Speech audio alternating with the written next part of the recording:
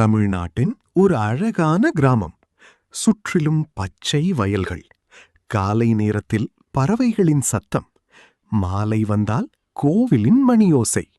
அந்த கிராமத்தின் எல்லையில் பழமையான சிவன் கோவில் ஒன்று இருந்தது. அந்த கோவில் மிகவும் சக்தி வாய்ந்தது என்று அனைவரும் நம்பினார்கள். ஆனால் காலப்போக்கில் மக்கள் நகரங்களுக்கு போய்விட்டதால் கோவில் அமைதியாக மாறிவிட்டது. அங்கே தினமும் ஒரே ஒருவன் மட்டும் தவறாமல் வருவான். அவன் பெயர் கண்ணன். 15 வயது சிறுவன். ஏழை குடும்பம். அப்பா இல்லை. அம்மா உடல்நிலை சரியில்லாமல் வீட்டிலேயே இருப்பார். கண்ணன் பள்ளிக்கு போவதோடு சேர்த்து வேலைக்கும் செல்வான். காலை பால் பாக்கெட் கொடுப்பான், மாலை டீ கடையில் உதவுவான். ஒரு நாள் டீ கடையில் சிலர் கண்ணனை பார்த்து சிரித்தார்கள். டே கண்ணா, தினமும் கோவிலுக்கு போயிட்டு என்ன பயன்? சாமி உனக்கு உதவி பண்ணியிருந்தா நீ இப்படி கஷ்டப்படுவியா? அனைவரும் சிரித்தார்கள். கண்ணன் அமைதியாக சிரித்தான். சாமி நம்ம கஷ்டத்தை உடனே எடுக்க மாட்டார், ஆனா தாங்குற சக்தி கொடுப்பார். அவன் சொன்ன அந்த வார்த்தை அங்கே இருந்த வயதான தாத்தாவுக்கு மிகவும் பிடித்தது. அவர் சொன்னார், இந்த பையன் மனசு பெரியது. ஒரு நாள் சாமி கண்டிப்பா அவனுக்கு பதில் தருவார். அந்த இரவு கண்ணன் வீட்டிற்கு வந்தான். அவன் அம்மா கடுமையாக இருமிக் கொண்டிருந்தார். அம்மா, டாக்டரிடம் போகணும். அம்மா சிரித்தார். நமக்கே சாப்பாட்டுக்கு கஷ்டம், மருந்துக்கு எங்கிருந்து பணம்? கண்ணனின் கண்களில் கண்ணீர் வந்தது.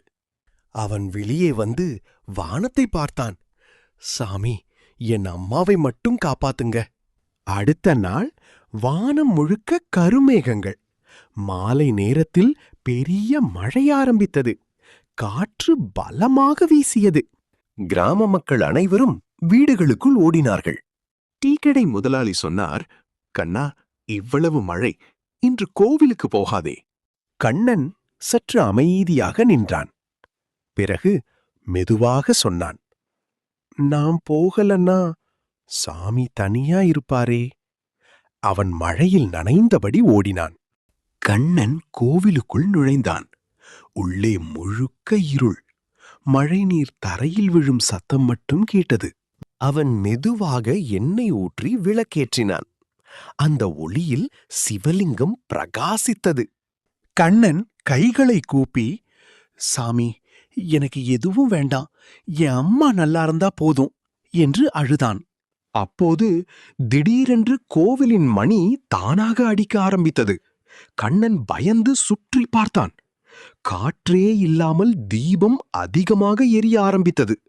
பிறகு மெதுவான குரல், கண்ணா. கண்ணன் நடுங்கினான். யார்? பயப்படாதே. அந்த நேரத்தில் சிவலிங்கத்தின் பின்னால் பெரிய ஒளி தோன்றியது. அந்த ஒளிக்குள் சிவபெருமான் அருள் வடிவில் காட்சி தந்தார். கண்ணன் அழ ஆரம்பித்தான். சாமி, இது கனவா? சிவபெருமான் சிரித்தார். உண்மையான பக்தியை நான் எப்போதும் மறக்க மாட்டேன். எல்லோரும் கஷ்டம் வந்தால் என்னை மறந்து விடுகிறார்கள், ஆனா நீ மட்டும் கஷ்டத்திலும் வந்தாய். கண்ணன் சொன்னான், நான் உங்களை நம்புறேன் சாமி. சிவபெருமான் அருகே வந்து, உனக்கு என்ன வேண்டும்? கண்ணன் உடனே, என் அம்மா நல்லா ஆகணும். அதை கேட்ட சிவபெருமான் மகிழ்ந்தார். உனக்காக ஒன்றும் கேட்கலையா? அம்மா சந்தோஷமா இருந்தா அதுவே போதும் சாமி. சிவபெருமான் ஒரு சிறிய துணிப்பையை கொடுத்தார். இதை காலையில் திறந்து பார் என்று சொல்லிவிட்டு ஒளியாக மறைந்தார். கண்ணன் அதிர்ச்சியுடன் வீட்டிற்கு ஓடினான். காலை. அவன் அம்மா வழக்கம் போல் இருமவில்லை. அவர் உடம்பு சற்று நன்றாக இருந்தது. கண்ணன் மகிழ்ச்சியில் அழுதான். பிறகு அவன் அந்த பையை திறந்தான். அதற்குள் தங்கம் இல்லை, பணம் இல்லை, ஒரு சிறிய காகிதம் மட்டும். அதில் எழுதப்பட்டிருந்தது, உழைப்பு பிளஸ் நம்பிக்கை ஈக்குவல் டு வாழ்க்கையின் பெரிய வரம். அதோடு ஒரு சிறிய விபூதி பாக்கெட்டும் இருந்தது. அந்த நாளிலிருந்து கண்ணன் வாழ்க்கையை மாற்ற முடிவு செய்தான். அவன் இன்னும் கடினமாக உழைத்தான்.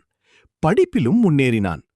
பல ஆண்டுகள் கழித்து அதே கிராமத்தில் பெரிய மருத்துவமனை ஒன்றை கட்டினான். அதன் பெயர் அம்மா மருத்துவமனை. அந்த மருத்துவமனை திறக்கும் நாளில் கண்ணன் நேராக கோவிலுக்குச் சென்றான். அதே பழைய விளக்கை ஏற்றினான். கண்களில் கண்ணீருடன் சொன்னான், சாமி, நீங்க பணம் தரல, ஆனா வாழ்க்கைய வெல்லும் நம்பிக்கை தந்தீங்க. அந்த நேரத்தில் கோவிலின் மணி மெதுவாக ஒலித்தது.